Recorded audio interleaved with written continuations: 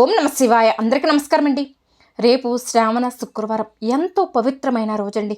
ఎందుకంటే ఆధ్యాత్మికంగా ఎంతో ప్రాముఖ్యతను కలిగిన మాసం శ్రావణ మాసం. ఈ సమయంలో చేసే పూజలు వ్రతాలు శుభ ఫలితాలను ఇస్తాయని భక్తులు ప్రగడాల విశ్వాసం. వరలక్ష్మి వ్రతం, మంగళగౌరి వ్రతం వంటి విశిష్టమైన పండుగలు కూడా ఈ మాసంలోనే వస్తాయి.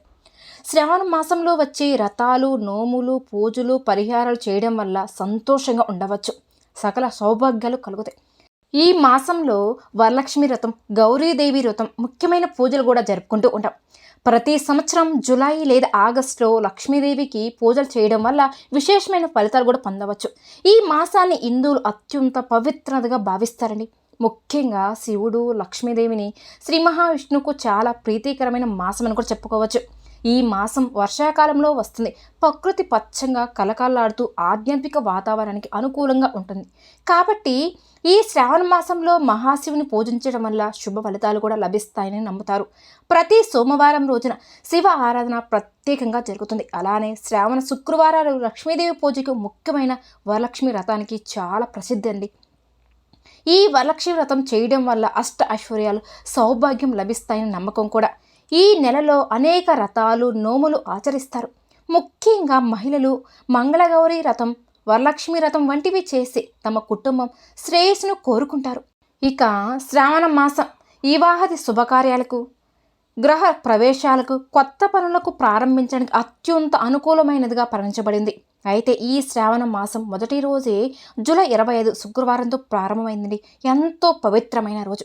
శ్రావణ మాసం వచ్చే ప్రతి శుక్రవారానికి కూడా చాలా విశిష్టత ఉంటుంది. ఎందుకంటే శుక్రవారం లక్ష్మీదేవికి అంకితం చేయబడి ఉంది. అయితే ఈ శ్రావణ మాసంలో లక్ష్మీదేవి వైకుంఠాన్ని వదిలి భూలోకానికి వచ్చి తన భక్తులు చేసే పూజలు, వ్రతాలు వీక్షిస్తూ నైవేద్యాలను కూడా ఆరగిస్తూ ఎంతో సంతోషపడిపోయి తన భక్తులపై కోరిన వరాలను కూడా జల్లు కురిపిస్తుందట. మరి ఇంతటి శక్తివంతమైన ఈ శ్రావణ మాసంలో మొదటి శ్రావణ శుక్రవారం రోజున లక్ష్మీదేవికి ఇష్టమైన విధంగా మీ ఇంట్లో ఈ విధంగా పూజ చేసుకుంటే చాలండి. ఈ రోజున మీరు ఐశ్వర్య దీపం వెలిగిస్తే చాలండి. మీ ఇల్లంతా కూడా అష్ట ఐశ్వర్యాలతో తలదూకుతూ ఉంటుందండి. మీకు ధనానికి లోటు అనేది ఉండదండి. ఆ అమ్మవారు మీ పూజలకు పొంగిపోయి మీ ఇంటిపై అష్ట ఐశ్వర్యాలు కురిపిస్తుంది.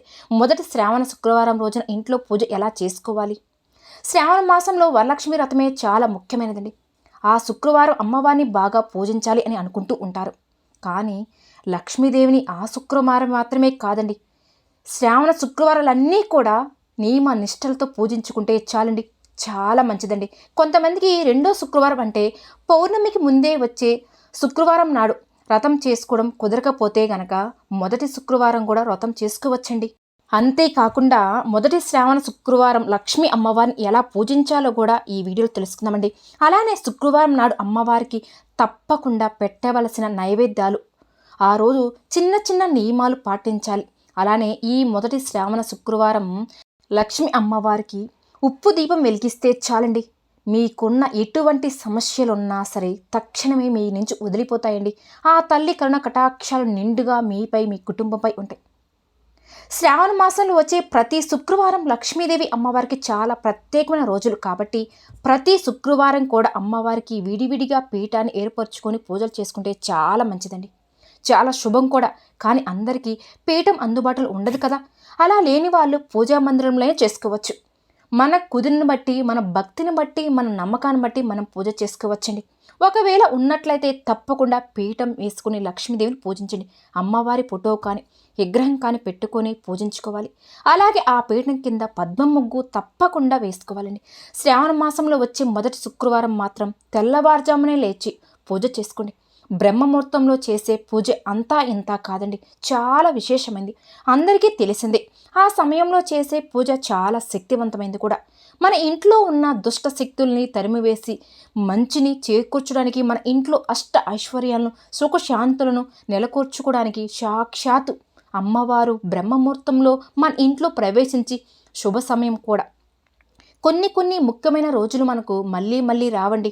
ఇంతటి పవిత్రమైన రోజున శ్రావణ మాసంలో వచ్చే ప్రతి శుక్రవారం కూడా నిష్టగా నియమాలతో లేచి తెల్లవారుజామునే లేచి అమ్మవారికి పూజలు చేసుకుంటే చాలండి, మన జన్మ ధన్యమైనట్టండి.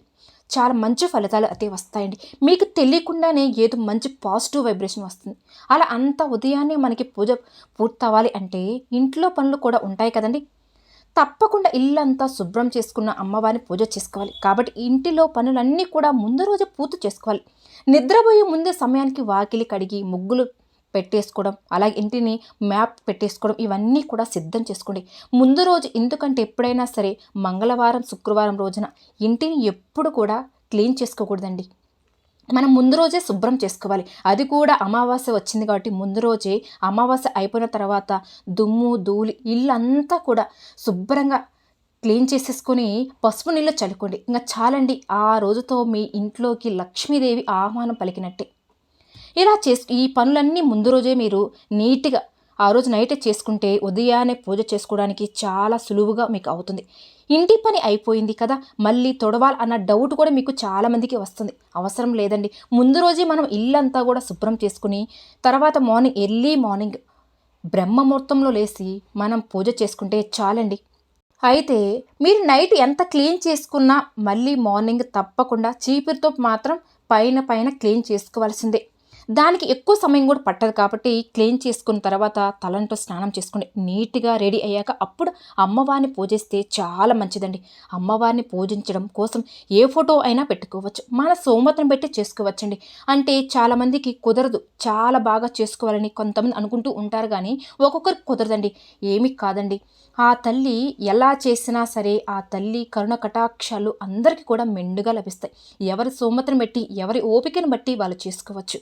లక్ష్మీదేవి ఫోటో అయినా పెట్టుకోవచ్చు, ఇద్దరు లక్ష్మీనారాయణ కలిసి ఉన్న ఫోటో అయినా పెట్టుకోవచ్చండి, చాలా మంచిది. అమ్మవారి విగ్రహం పెట్టుకొని ఆ విగ్రహానికి పూజ చేసుకోవచ్చు. విగ్రహం లేకపోతే పసుపు ముద్దతో అయినా సరే అమ్మవారిని చేసుకుని మనం పూజ చేసుకోవాలండి. ముఖ్యంగా ఈ శ్రావణ మాసంలో అమ్మవారికి వెండి దీపంలో దీపం పెడితే చాలా మంచిదండి. ఒక్కసారి ప్రయత్నం చేసి చూడండి.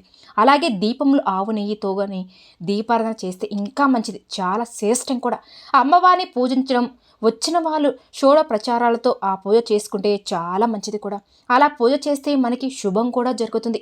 ఒకవేళ ఆ పూజ చేయడం రాని వాళ్ళు అష్టోత్తరాలతో కూడా పూజ చేసుకోవచ్చు. ఈ రెండిట్లో ఏ పూజ అయినా చేసుకోవచ్చండి. ఒకవేళ అది కూడా రాని వాళ్ళు మనం నార్మల్గా పూజ చేసుకుంటూ కూడా మనం వింటూ, అంటే అష్టోత్తరాలు వింటూ కూడా మనం పూజ చేసుకోవచ్చండి. అమ్మవారి దగ్గర పువ్వును ఉంచుతూ మనం ఈ అష్టోత్తరాలు చదువుకుంటూ లేదా వింటూ కూడా అక్షంతలతో చేసుకోవచ్చు. అమ్మవారికి ఎదురుగా విగ్రహం ఉన్నట్లయితే గనక విగ్రహ పాదాల దగ్గర కుంకుమ వేస్తూ అష్టోత్తరం చేసుకోవచ్చండి. ఒకవేళ లేకపోతే గౌరీదేవి పైన అయినా సరే కొంచెం కొంచెం కుంకుమ వేసుకుంటూ అష్టోత్తరాలు చేసుకుంటే చాలా మంచిదండి. ఒక్కసారి ప్రయత్నం చేసి చూడండి. కుంకుమ పూజ చేసుకుంటూ అష్టోత్తరం చేసుకోండి. అష్టోత్తరం అయితే తప్పకుండా చేసుకోవాలి. ఇంట్లో పిల్లలతో అడావిడి ఉన్న వాళ్ళు ఉంటారు కదండి, అలాంటి వాళ్ళు అష్టోత్తరం ఒకటే చదువుతుంటే సరిపోదు. అమ్మవారికి స్తోత్రం పారాయణం చాలా ఇష్టం కూడా. అందులో ముఖ్యమైనది కనకదార స్తోత్రం అండి, తప్పకుండా చదవాలండి. మీ ఆర్థిక పరిస్థితిని మెరుగుపడే దారి కూడా కనిపిస్తుంది. వీలైతే శ్రావణ మాసంలో ఈ 5 శుక్రవారాల్లో కూడా లక్ష్మీదేవి అష్టోత్తరం చదువుకోండి. వీలైతే 108 పువ్వులు ఉన్న వాళ్ళైతే ఈ పువ్వులు వేస్తూ కూడా అమ్మవారి దగ్గర ఉంచుతూ అష్టోత్తరాలు చదువుకోవచ్చు.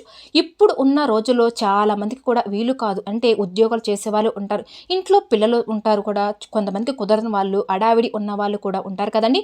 అలాంటి వాళ్ళు కూడా అష్టోత్తరం ఒకటే చదువుకుంటే సరిపోతుంది. అమ్మవారికి స్తోత్రం పారాయణం అంటే చాలా ఇష్టం కాబట్టి అందులో ముఖ్యమైనది కనకదార స్తోత్రం అండి. తప్పకుండా మాత్రం పఠించాలి. శ్రావణ మాసంలో శుక్రవారం వీలైనంత వరకు కూడా చదువుకోవడానికి ప్రయత్నించండి. అది కొంచెం కష్టంగా ఉంటుంది చదవడం రాని వాళ్ళు, కనీసం అంటే మనం వింటూ కూడా ఫోన్లో వింటూ కూడా మనం చాలా మంచిదండి. మనసు చాలా ప్రశాంతంగా అనిపిస్తుంది. అంత శక్తివంతమైన ఆ కనకదార స్తోత్రం అండి. అలానే మహాలక్ష్మి అష్టకం ఉంటుంది కదండి, అది ఎవరైనా చదువుకోవచ్చు. బ్రహ్మముహూర్తంలో పూజ అంటే మామూలు విషయం కాదండి, అందులో చాలా శక్తి ఉంటుంది. ఈ పూజ అనేది ఉదయం 5 నుండి 6 లోపు మనం పూజ పూర్తి అవ్వాలి. ఒక్కసారి మీరు తెల్లవారుజామున ఈ 5 వారాలు ఒక్క వారమైనా సరే ప్రయత్నం చేసి చూడండి, మీకే అర్థమవుతుందండి. మనసు చాలా ప్రశాంతంగా ఉంటుందండి. ఏదో తెలియని శక్తి మనకి ఉంటుంది. ఆ తల్లి మనకి ఎదురుగా ఉండి ఆ తల్లికి మనం పూజలు చేసుకున్నట్టు మన మనసుకు కూడా ప్రశాంతంగా ఉంటుంది. అలానే సుగంధ ద్రవ్యాలు వేయడానికి ప్రయత్నించండి. ఇల్లంతా మంచి సువాసన వస్తుందండి. ఇలా చేసి ఇంట్లో ఉన్న నెగిటివ్ ఎనర్జీ మొత్తం కూడా బయటికి వెళ్ళిపోతుంది. ఇంటి మొత్తం 4 మూలల కూడా సాంబ్రాణి ధూపం తప్పకుండా వేయండి. అలానే అమ్మవారికి నైవేద్యంగా ఏం సమర్పించాలి అంటే శ్రావణ మాసంలో 5 శుక్రవారాలు ఏదో ఒకటి మీ శక్తి వరకు మీ ఓపికను బట్టి ఏ నైవేద్యమైనా పెట్టుకోవచ్చండి. ఆవు పాలతో చేసిన పరమాన్నం అంటే లక్ష్మీదేవికి చాలా ఇష్టం.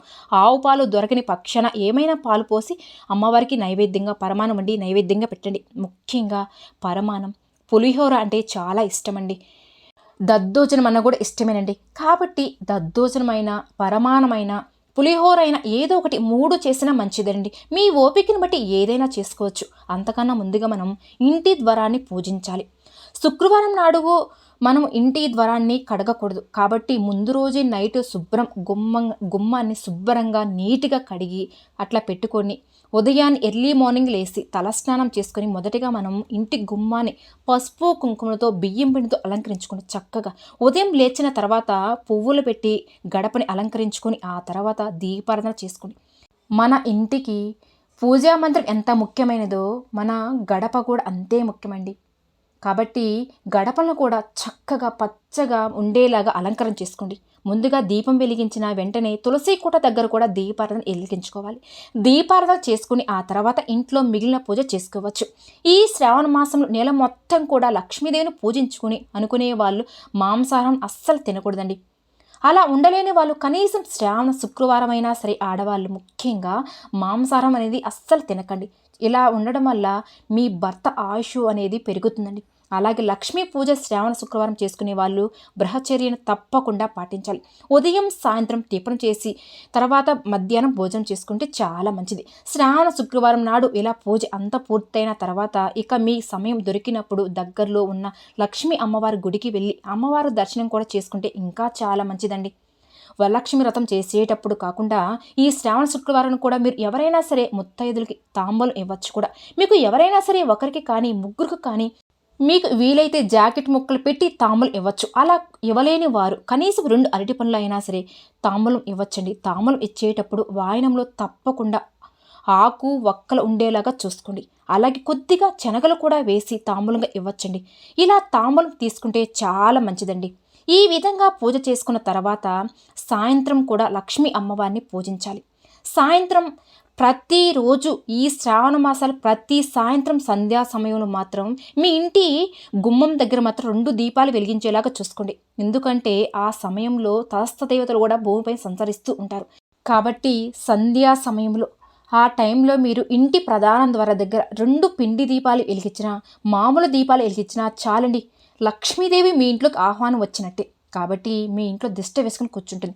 కాబట్టి ఈ శ్రావణ మాసం నెల మొత్తం కూడా మీ ఇంటి గడపల దగ్గర 2 దీపాలు వెలిగించే విధంగా చూసుకోండి. అలానే ఈ శ్రావణ శుక్రవారం రోజున ఈ పరిహారం అండి ఐశ్వర్య దీపం వెలిగిస్తే గనక మీ జీవితంలో అద్భుతాలు చూస్తారండి.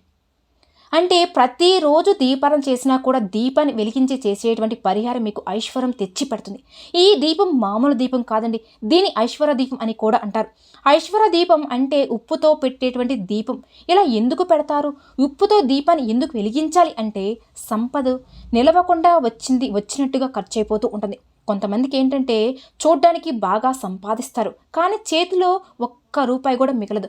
వచ్చింది వచ్చినట్టు ఒక చేతితో సంపాదిస్తుంటే ఇంకో చేతితో పోతూనే ఉంటుంది. అంటే ఖర్చులు అయిపోతూనే ఉంటాయి. ప్రతి నెల ఏదో ఒకటి వస్తూనే ఉంటుంది. అంటే అనారోగ్య సమస్యలకి ఖర్చులు జరిగిపోతూ ఉంటాయి. వాస్తు దోషాలు తొలగించుకునేందుకు ప్రయత్నాలు చేస్తూ ఉంటారు. ఇలా పిల్లల చదువులకు పెళ్ళిళ్ళకు ఒకదాని తర్వాత ఒకటి వస్తూనే ఉంటాయి. ఆర్థిక కష్టాలు వస్తూనే ఉంటాయండి. వచ్చిన సంపద నిలవకుండా వెలుపుతూ ఉంటుంది. అలాంటి వారు కనుక ఈ ఉప్పుతో దీపాన్ని వెలిగిస్తే చాలండి, చాలా మేలు జరుగుతుందండి. ఒక్కసారి ప్రయత్నం చేయండి. ఖచ్చితంగా ఆ అద్భుతాన్ని చూసి మీరే ఆశ్చర్యపోతారండి. అంటే తరచుగా మీ వ్యాపారంలో ఇబ్బందులు వస్తూ ఉన్నా వ్యాపారంలో లాభాలు లేకుండా ఇబ్బందులు ఎవరైతే పడుతూ ఉన్నారో అటువంటి వాళ్ళందరూ కూడా ఆ ఇబ్బందులన్నీ పోయి సంతోషంగా జీవిస్తారు. శ్రీ మహాలక్ష్మీదేవి కరుణ కటాక్షాలు కావాలి అంటే ఈ ఉప్పు దీపాన్ని ఒక్కసారి వెలిగించి చూడండి. ఆ తల్లి మీ ఇంట్లో కనక వర్షాన్ని కురిపిస్తుందండి. ఎప్పుడైతే శుక్రవారం రోజున ఈ శ్రావణ శుక్రవారం రోజున దీపారాధన ఉప్పు దీపాన్ని వెలిగించడం వల్ల మీరు ప్రారంభిస్తారో ఈ శ్రావణ మాసం వెళ్ళేలోపు ఆ మార్పుననేది మీరు చూడగలుగుతారండి. దీనికోసం మీకు 2 పెద్ద ప్రమిదలు కావాల్సి ఉంటుంది. చాలా పెద్దవి మనకి మార్కెట్లో దొరుకుతూ ఉంటాయి. నిత్యం దీపారాధనలో ఉపయోగించినటువంటి చిన్న ప్రమిదలు కాకుండా పెద్ద ప్రమిదలు 2 తీసుకోవాల్సి ఉంటుంది. ఆ రెండింటిని శుభ్రంగా కడిగి పసుపు కుంకుమలు రాసిన తర్వాత నేల మీద చిన్న ముగ్గు వేసి పసుపు కుంకుమలు వేసి ఆ ముగ్గు మీద ఈ 2 ప్రమిదలు ఒకదానిపైన ఒకటి పెట్టుకోవాలి. ఆ తర్వాత ఆ పై ప్రమిదలో ఒక 3 గుప్పిళ్ళు ఉప్పును వేయాలండి. రాళ్ళ ఉప్పు ఎంతో శక్తివంతమైనది. అనేక దోషాలను కూడా తొలగించే శక్తి ఉంటుంది. ఈ రాళ్ళ ఉప్పును ఆపై ప్రమిదలో వేసి ఉప్పు మీద పసుపు కుంకుమలు కూడా చల్లాలి. ఆ తర్వాత ఈ ఉప్పు రాశి మీద ఒక చిన్న ప్రమిదను పెట్టాలి. పెట్టిన ఆ ప్రమిదకు కూడా పసుపు కుంకుమ రాసి ఆ ప్రమిదకు నూనె కానీ ఆవు నెయ్యి కానీ వేసి 2 ఒత్తులు ఒక ఒత్తుగా చేసి దీపాన్ని వెలిగించవలసి ఉంటుంది. ఇది ఉప్పు దీపాన్ని వెలిగించేటువంటి ప్రక్రియ. ఆ తర్వాత పండ్లు కానీ పాలు కానీ పటిక బెల్లాన్ని కానీ కొబ్బరికాయ కానీ ఏదైనా సరే నైవేద్యంగా పెట్టి శ్రీ లక్ష్మీ వెంకటేశ్వర స్వామిని కానీ మనస్ఫూర్తిగా వేడుకోవాలండి. మీ మనసులో ఉన్న సంకల్పం చెప్పుకోండి. మీరు ఏ కష్టం నుంచి బయటపడాలని కోరుకుంటున్నారో ఆ కష్టం నుంచి బయటపడే అని శ్రీ మహాలక్ష్మీ దేవిని ఏడుకుని వీలైన వారు కనకధర సూత్రం కానీ లలిత సహస్రనామం కూడా చదువుకోండి. చాలా మంచిదండి. ఇక మీకున్న సమస్యల నుంచి అన్నీ కూడా బయటపడగలుగుతారు. లక్ష్మీ అమ్మవారి యొక్క కరుణ కటాక్షాలు కూడా మీ కుటుంబంపై వెళ్ళవేళ విరుస్తాయండి.